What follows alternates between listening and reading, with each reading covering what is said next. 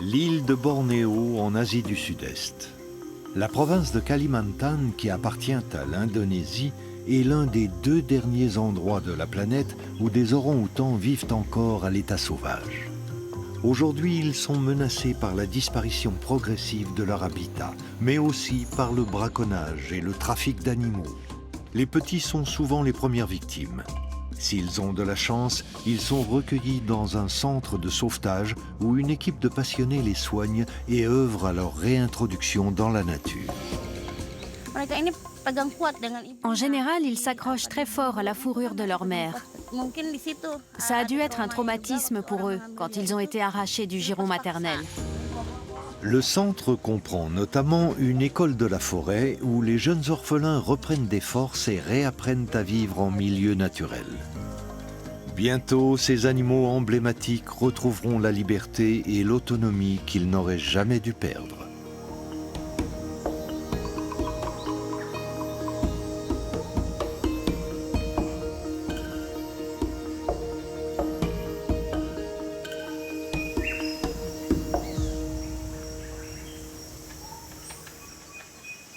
Au petit matin, dans une forêt protégée non loin du village de Tuanan, au cœur du Kalimantan central.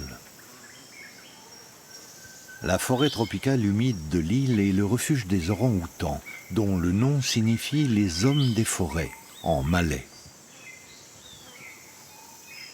Avant l'arrivée des premiers hommes, ces primates vivaient ici paisiblement et en toute liberté, à l'image de cette mère et de son petit. Les femelles ont pour la plupart un seul bébé par portée et l'élèvent jusqu'à au moins 7 ou 8 ans. Après les humains, ce sont les mammifères qui restent le plus longtemps avec leur mère. S'il arrive qu'ils soient séparés, c'est à la suite d'un accident ou d'un drame.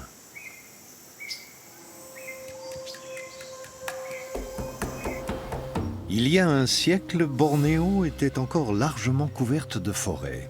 Mais aujourd'hui, l'île est en proie à une déforestation massive et les surfaces boisées continuent à se réduire et à se morceler. Dans les zones limitrophes, comme ici à la lisière de la forêt protégée, les rencontres fortuites entre hommes et animaux entraînent parfois des conflits.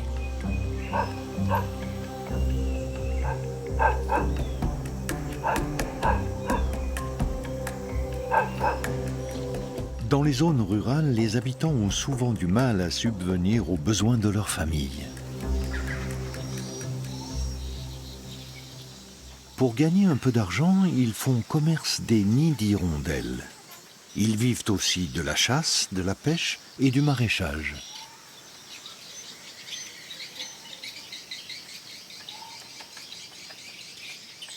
Il arrive que certains se lancent dans le braconnage, quand les récoltes sont saccagées par les animaux sauvages ou qu'ils sont tentés par l'argent facile. Lorsqu'une mère orang-outan est tuée, c'est le début d'un long calvaire pour le petit orphelin. Quand les employés de la BOS, la Fondation pour la survie des orang-outans de Bornéo, reçoivent un appel, ils ne posent pas de questions pour savoir ce qui s'est passé. Ils vont directement sur les lieux où le jeune animal est en détresse. Il est illégal de détenir des orang-outans. Les personnes qui contactent la Fondation doivent donc se sentir suffisamment en sécurité pour signaler qu'elles ont soi-disant découvert par hasard un bébé abandonné. Souvent, les gens n'appellent que lorsqu'ils sont dépassés par la situation. L'animal est alors déjà malade, déshydraté et sous-alimenté. Les premiers soins sont prodigués sans tarder pendant le trajet.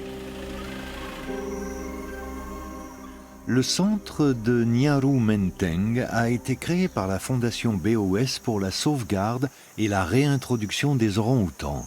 Il comprend notamment une nurserie où une nouvelle vie attend les orphelins. Ursula est l'une des soigneuses les plus expérimentées du centre.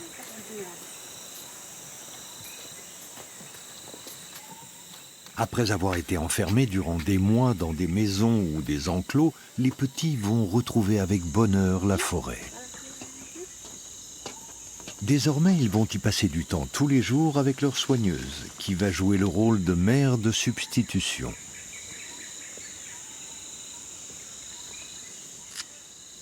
Autre avantage en forêt, plus besoin de porter une couche.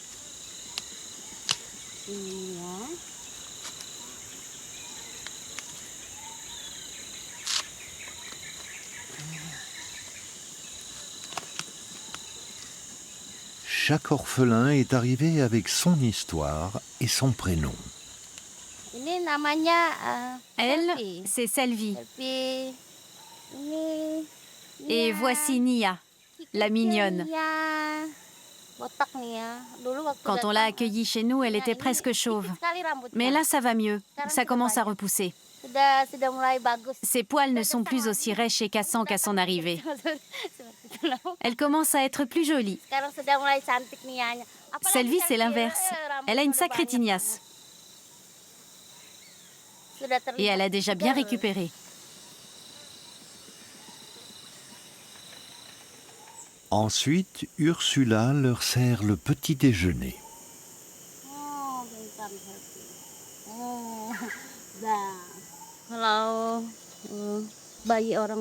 Avec les bébés, il faut faire preuve de beaucoup de patience, parce que certains font les difficiles.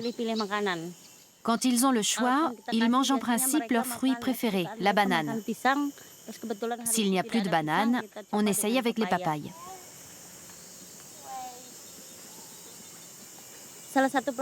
À l'école de la forêt, ils font toutes sortes d'exercices. Par exemple, on pique un morceau de fruit sur une branche et on lève le bras pour leur faire attraper la nourriture. C'est une façon de leur apprendre que les fruits se trouvent en haut des arbres.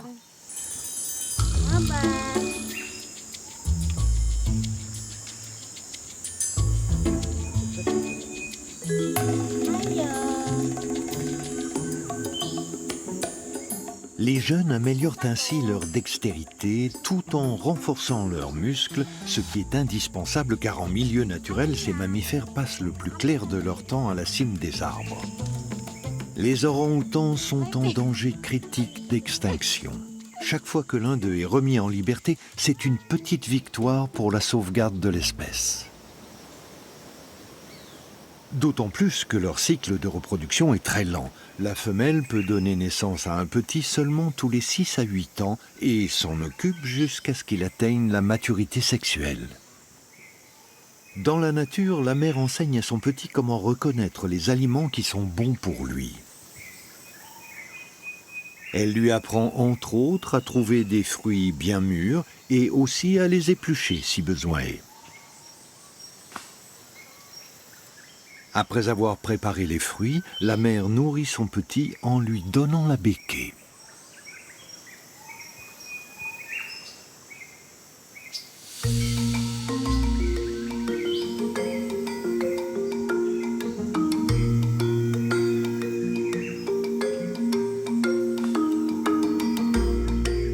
Avec plus de 17 000 îles, l'Indonésie est le plus grand archipel de la planète. La partie indonésienne de Bornéo a une superficie équivalente à celle de la France métropolitaine. Le centre de réhabilitation de Nyaru Menteng est situé dans le parc de l'arboretum du même nom. Le site regroupe une clinique vétérinaire, des bâtiments administratifs ainsi que la nurserie et l'école de la forêt.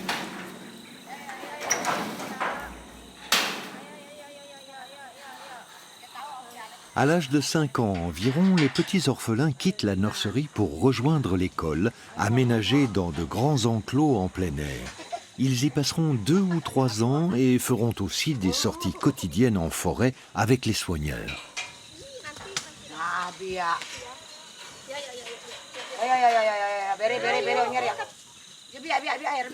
Ici, les jeunes pensionnaires apprennent à se débrouiller et notamment à trouver eux-mêmes leur nourriture.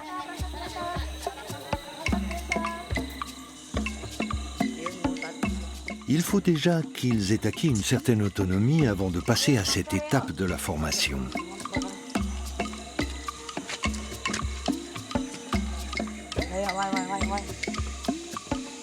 Installée en hauteur, une plateforme fait office de classe verte.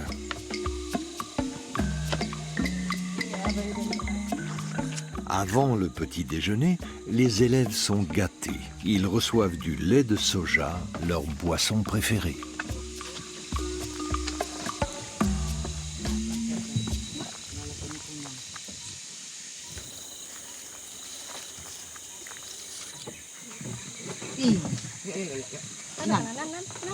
Sabar dulu, Nan. Sabar.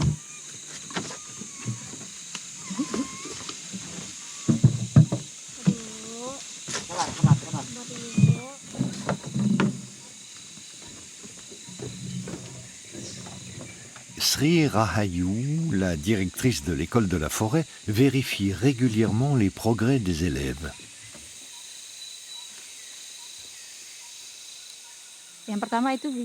Premièrement, l'orang-outan est-il capable de fabriquer un nid? C'est essentiel parce qu'à l'état sauvage, ces primates aménagent des abris pour dormir en haut des arbres. Deuxièmement, sait-il repérer les sources de nourriture qui lui conviennent? Troisièmement, sait-il identifier les prédateurs dangereux?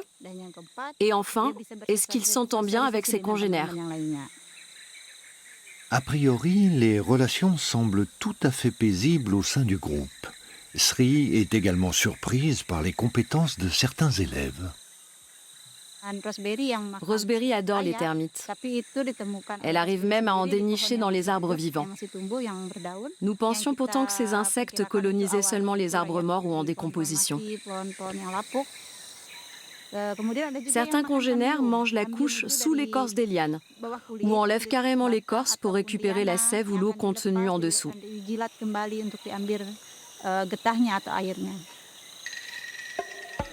Toutes ces observations comportementales sont déterminantes afin de prendre les bonnes décisions pour l'avenir de chaque animal.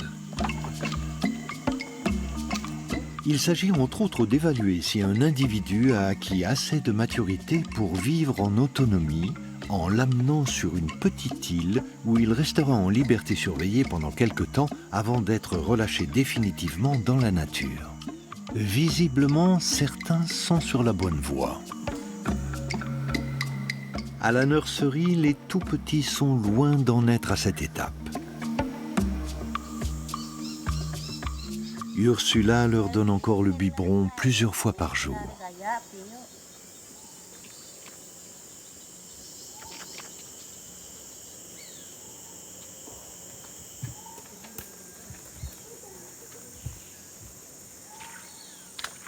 Dès leur plus jeune âge, les animaux doivent s'habituer à côtoyer différents soigneurs. Et c'est une bonne chose car une relation de confiance avec plusieurs personnes devrait permettre de réduire l'angoisse de la séparation que ressentent la plupart des orphelins.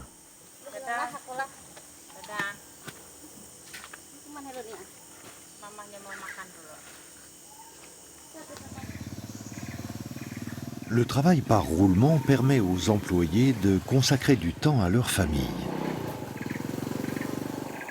À 48 ans, Ursula est mariée depuis près de 20 ans et mère de 3 filles.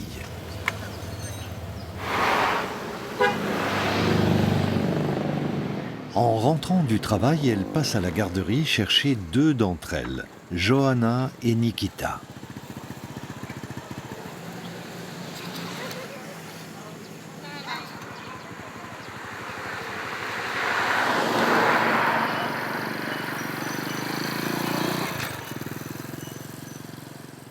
Grâce à son emploi salarié, Ursula est le soutien financier de la famille qui, avec ses revenus, peut mener une vie modeste mais confortable.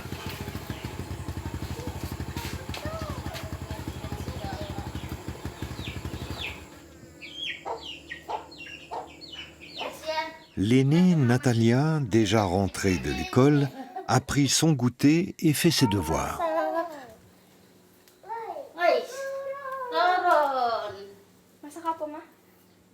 Pour être sûre que ses filles arrivent à se débrouiller quand elle est au travail, Ursula les encourage à être autonomes.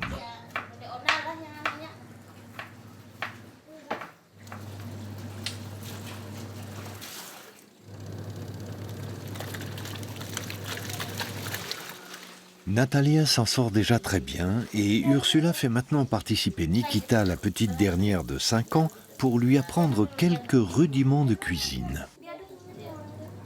Kasih masuk ke sini ya. Ya, nih kasih masuk ini. Ya ini, masukin di situ ya. Ya diaduk-aduk. Kita masukin ini ya. Ayo aduk. Kamu takut? C'est une bonne chose de savoir cuisiner. Comme ça, je n'ai pas besoin d'attendre que maman rentre. C'est vrai qu'elle travaille beaucoup, alors ce ne serait pas pratique si elle devait toujours cuisiner pour tout le monde. Perbedaan cara saya Entre apprendre des choses aux petits orang-outans ou à mes enfants, il y a une différence. Avec mes enfants, ça va plus vite. Parce qu'il suffit que je leur explique avec des mots au lieu de faire des gestes. Maman est assez stricte. Quand elle nous demande de faire quelque chose, elle vérifie toujours si c'est bien fait, exactement comme elle le veut. C'est comme ça et pas autrement.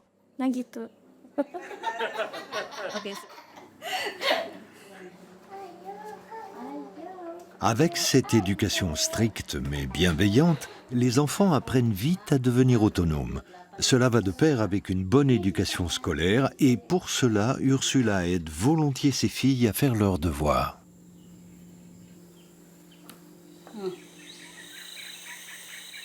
Pendant ce temps, Danny, le père, et Johanna, la cadette, s'affairent au jardin. Ils nourrissent les poissons avec des restes de pain jusqu'à ce qu'ils soient assez gros pour être consommés.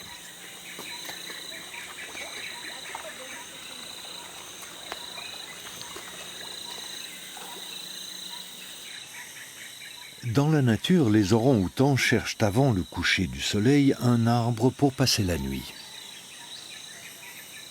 Chaque soir, ces primates se construisent un nouveau nid à environ 20 mètres du sol selon une technique très élaborée. Ils utilisent des branches rigides qu'ils entrelacent pour fabriquer la structure du couchage, puis recouvrent celui-ci de brindilles et de feuilles en guise de matelas.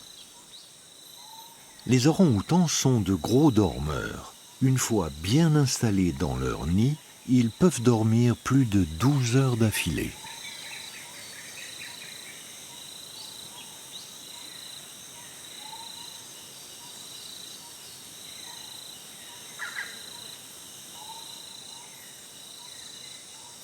Apa beranaman, Segi, Ramangayo.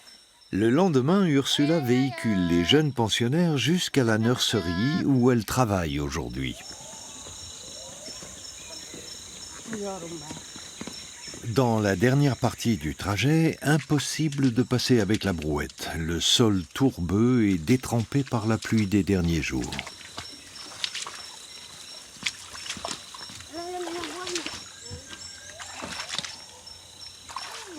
Une plateforme a été installée spécialement pour le petit groupe de la nurserie.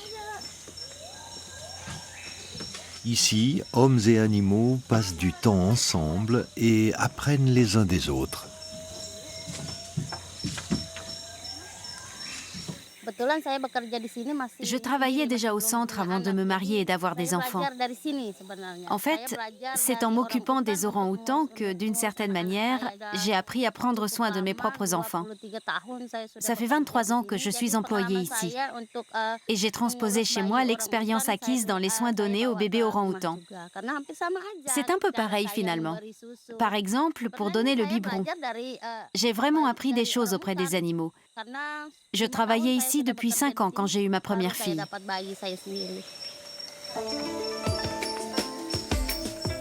Dans le groupe des plus grands, certains jouent les acrobates et tentent de grimper tout en haut. Les élèves qui maîtrisent les compétences indispensables et qui sont en bonne santé physique et mentale quittent en principe l'école de la forêt vers 7 ou 8 ans. Prochaine étape pour eux, le déplacement vers des îles où ils rejoindront des congénères qui évoluent déjà en semi-liberté.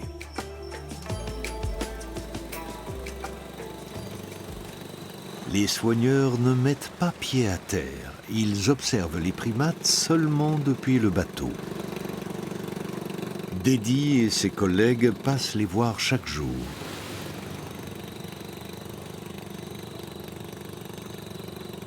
Et ils ne viennent pas les mains vides.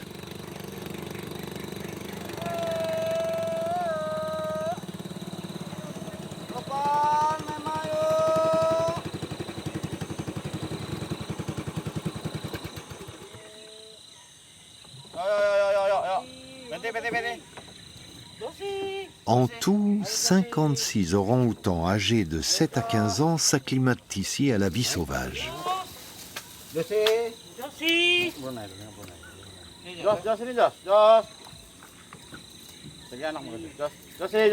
Les soigneurs essayent de repérer chacun d'eux au moins une fois par jour pour s'assurer qu'ils sont en bonne santé et se nourrissent bien.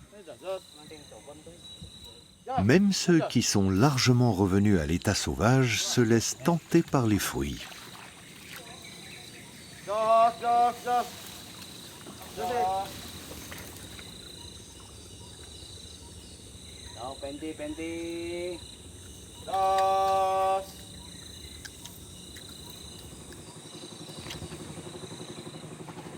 Les deux îles Bangamat et Kaja sont voisines et couvrent en tout une superficie de presque 150 hectares. Il faut bien toute la journée pour recenser l'ensemble des primates.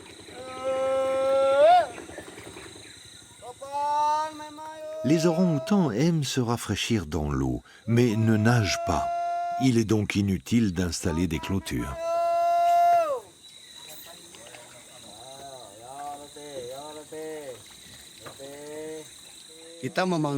On passe du temps à les appeler pour bien vérifier qu'ils sont tous présents.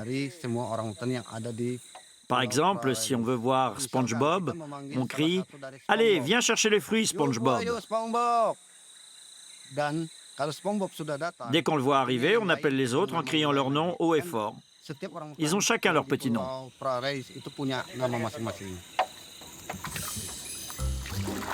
Plus un animal se montre autonome et confiant, plus vite il pourra être relâché dans son habitat naturel.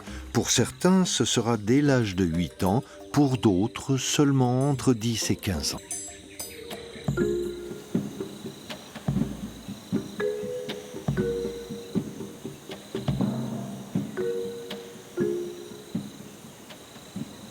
À la tombée de la nuit, du côté de la nurserie, c'est l'heure de la relève pour assurer la garde nocturne.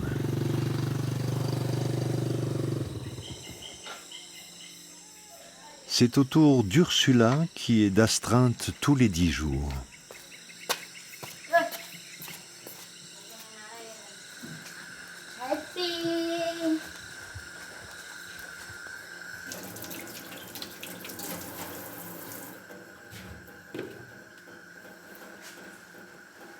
Selvi et Nia ont encore besoin d'être nourris au biberon la nuit. Une présence maternelle bienveillante est indispensable à leur bien-être.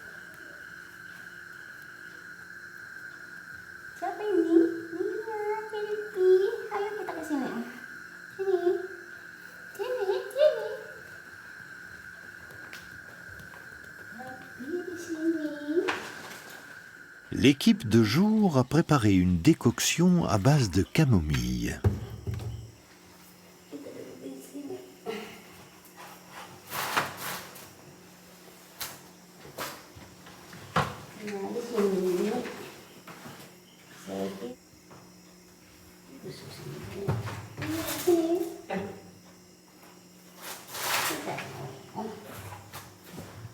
Ursula s'en sert pour soigner Selvi, qui souffre d'une conjonctivite.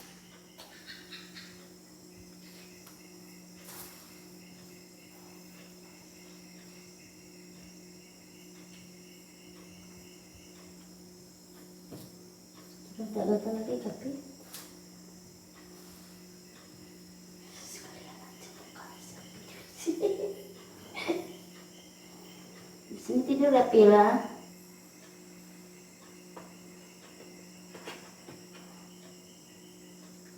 Sudah, bisa-bisa. Ini dulu sama Pila.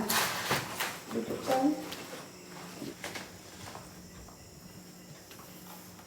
À présent, c'est l'heure du coucher. Je ne leur ai encore jamais chanté une berceuse. Je les cajole en leur parlant doucement. Nia, Selvi, allez au dodo. Dormez bien pour être en pleine forme demain. Et faites de beaux rêves. C'est notre petit rituel. Mais pas de berceuse.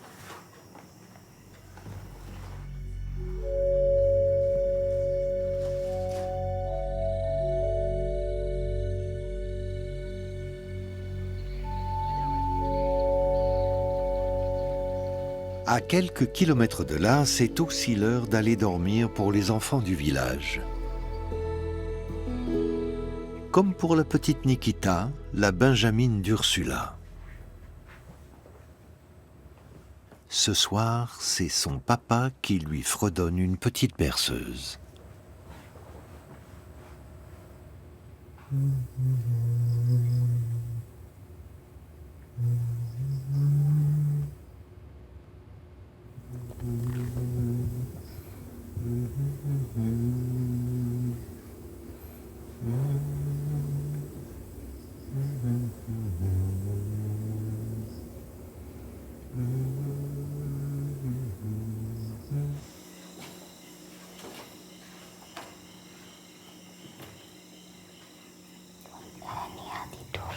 En général, Nia est la première à fermer les yeux, pendant que je la caresse pour la détendre et l'apaiser. Là, elle est sur le point de s'endormir, même si elle mâchonne encore un bout de feuille.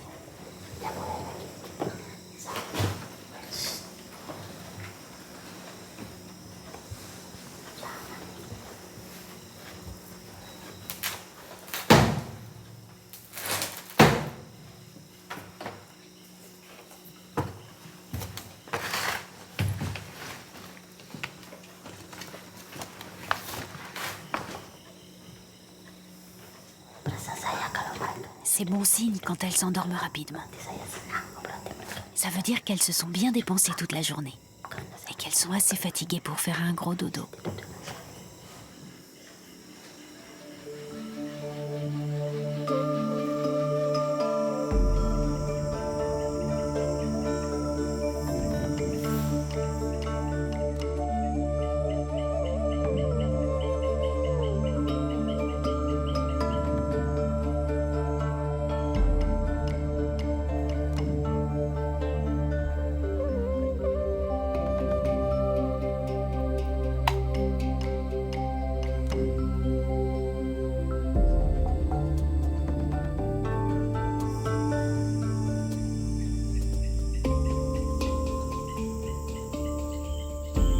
Le lendemain, c'est un grand jour pour Temon et Lahey, deux femelles orang-outans de l'école de la forêt.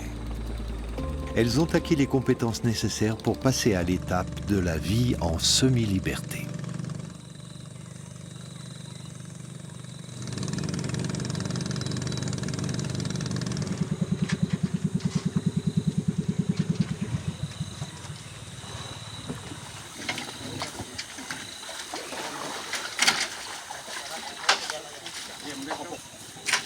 Enfin libre, Lahey est relâchée la première. Puis c'est au tour de Temon.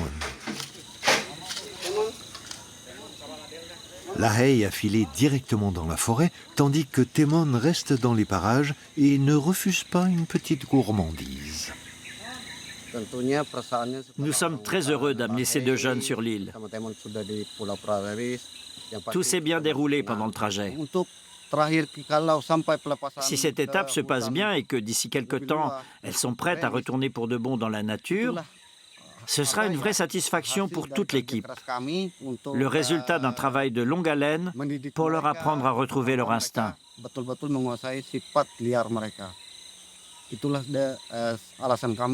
C'est une grande fierté pour nous, les habitants de la région, de participer à la sauvegarde des orang-outans de Nyaru Menteng.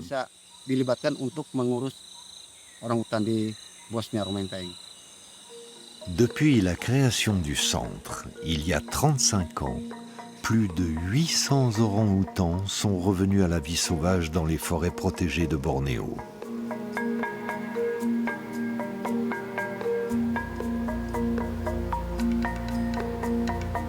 Pour les tout-petits, le chemin à parcourir est encore long. Beaucoup ont connu un destin tragique, arrachés à leur mère et victimes de maltraitance. Mais si l'homme est capable du pire, il est aussi capable du meilleur, comme le montrent les actions menées par la Fondation. Grâce à leur dévouement et à leur savoir-faire, Ursula et ses collègues offrent une nouvelle chance aux orang-outans.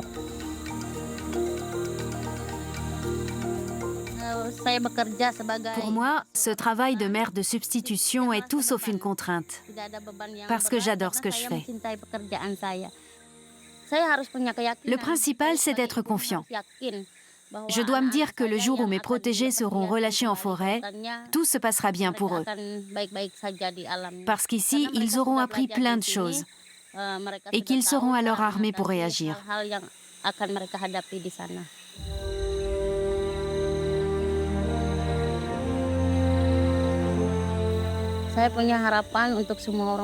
Je garde espoir pour tous les orang-outans d'Indonésie. Je prie pour qu'ils puissent vivre en paix dans leur habitat naturel, sans être menacés par la déforestation, ni par de nouvelles plantations de palmiers à huile. Les orang-outans nous donnent à leur tour une belle leçon. Nous aussi ne pourrons survivre qu'à condition de respecter et de protéger la nature.